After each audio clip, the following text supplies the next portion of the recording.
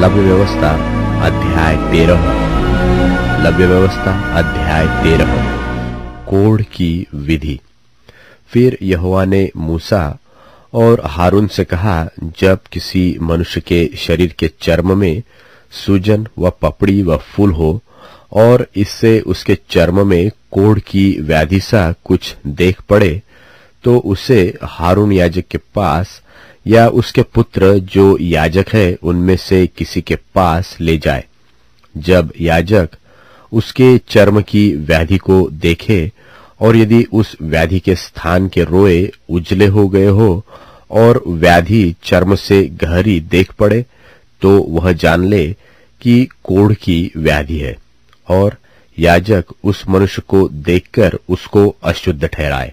और यदि वह फूल उसके चर्म में उजला तो हो, परंतु चर्म में गहरा न देख पड़े और न वहां के रोए उजले हो गए हो, तो याजक उनको 7 दिन तक बंद कर रखे, और 7वें दिन याजक उसको देखे, और यदि वह व्याधि जैसी की तैसी बनी रहे और उसके चर्म में न फैली हो, तो याजक उसको और भी 7 दिन तक बंद कर रखे, और 7वें दिन याजक उसको फिर देखे, और यदि देख पड़े कि व्याधि की चमक कम है और व्याधि चर्म पर फैली न हो, तो याजक उसको शुद्ध ठहराए, क्योंकि उसके तो चर्म में पपड़ी पड़ी है, और वह अपने वस्त्र धोकर शुद्ध हो जाए।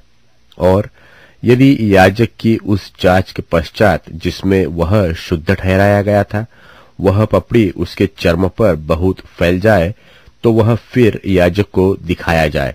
और यदि याजक को देख पड़े कि पपड़ी चर्म में फैल गई है, तो वह उसको अशुद्ध ठहराए, क्योंकि वह कोढ़ी है।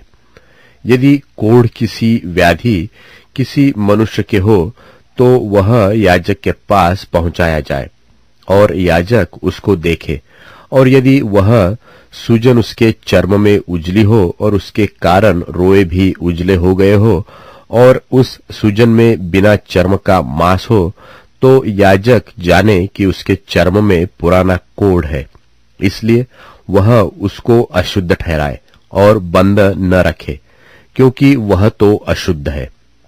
और यदि कोढ़ किसी के चर्म में फूटकर यहां तक फैल जाए कि जहां कहीं याजक देखे व्याधित के सिर से पैर के तलवे तक कोढ़ ने सारे चर्म को छा लिया हो, तो याजक ध्यान से देखे, और यदि कोढ़ ने उसके सारे शरीर को छा लिया हो, तो वह उस व्याधित को शुद्ध ठहराए, और उसका शरीर जो बिल्कुल उजला हो गया है वह शुद्ध ही ठहरे।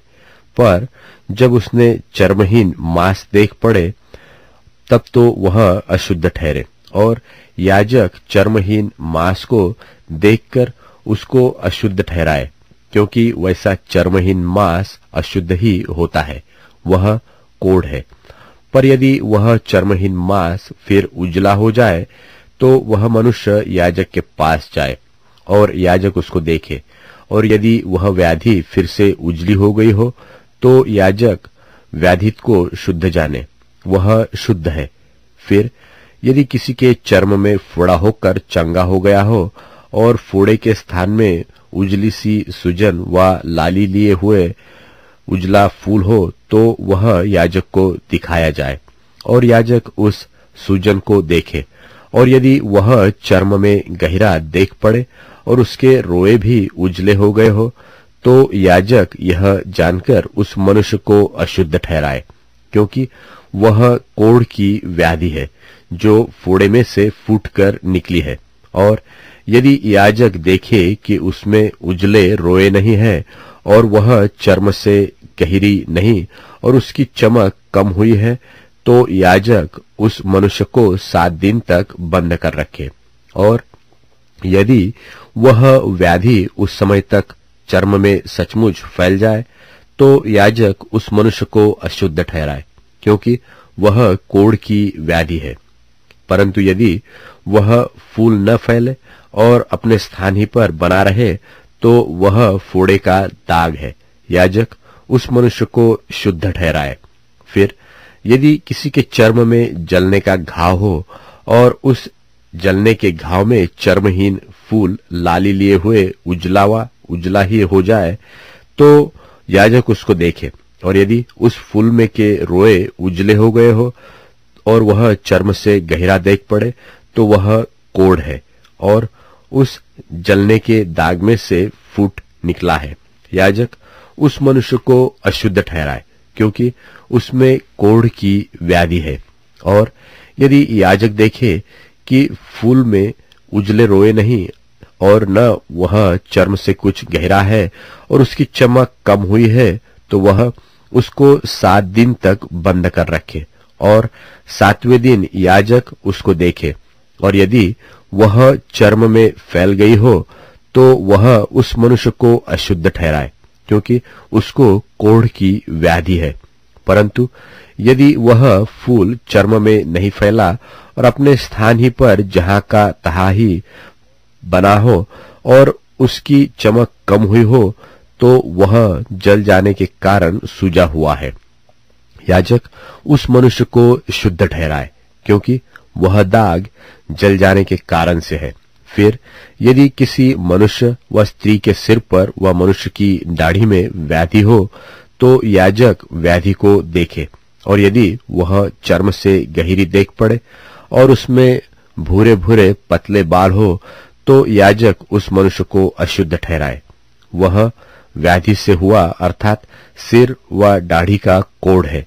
और यदि याजक सेहुए की व्याधि को देखे कि वह चर्म से गहरी नहीं है और उसमें काले काले बाल नहीं है, तो वह सेहुए के व्याधित को 7 दिन तक बंद कर रखे और 7वें दिन याजक व्याधि को देखे। तब यदि वह सेहुआ फैला न हो और उसमें भूरे भूरे बाल न हो और सेहुआ चर्म से गहरा न देख पड़े, तो यह मनुष्य मुंडा तो जाए, परंतु जहां सेहुआ हो वहां न मुंडा जाए। और याजक उस सेहुए वाले को 7 और भी दिन तक बंद कर रखे और 7वें दिन याजक सेहुए को देखे। और यदि वह सेहुआ चर्म में फैला न हो और चर्म से गहरा न देख पड़े, तो याजक उस मनुष्य को शुद्ध ठहराए और वह अपने वस्त्र धो के शुद्ध ठहरे। और यदि उसके शुद्ध ठहरने के पश्चात सेहुआ चर्म में कुछ भी फैले, तो याजक उसको देखे। और यदि वह चर्म में फैला हो, तो याजक यह भूरे बाल न ढूंढे, क्योंकि वह मनुष्य अशुद्ध है। परंतु यदि उसकी दृष्टि में वह सेहुआ जैसा का तैसा बना हो और उसमें काले काले बाल जमे हो, तो वह जाने कि सेहुआ चंगा हो गया है और वह मनुष्य शुद्ध है। याजक उसको शुद्ध ही ठहराए। फिर यदि किसी पुरुष व स्त्री के चर्म में उजले फूल हो, तो याजक देखे। और यदि उसके चर्म में वे फूल कम उजले हो, तो वह जाने कि उसको चर्म में निकली हुई चाई ही है, वह मनुष्य शुद्ध ठहरे।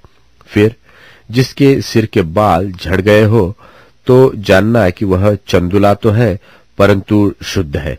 और जिसके सिर के आगे के बाल झड़ गए हो, तो वह माथे का चंदुला तो है, परंतु शुद्ध है।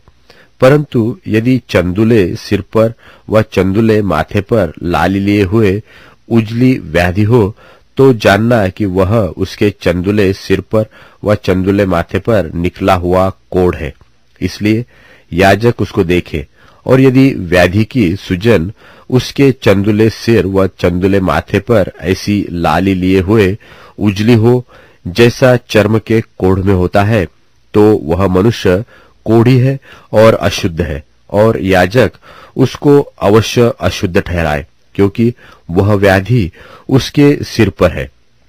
और जिसमें वह व्याधि हो, उस कोढ़ी के वस्त्र फटे और सिर के बाल बिखरे रहे, और वह अपने ऊपर वाले होठ को ढांपे हुए अशुद्ध अशुद्ध पुकारा करे।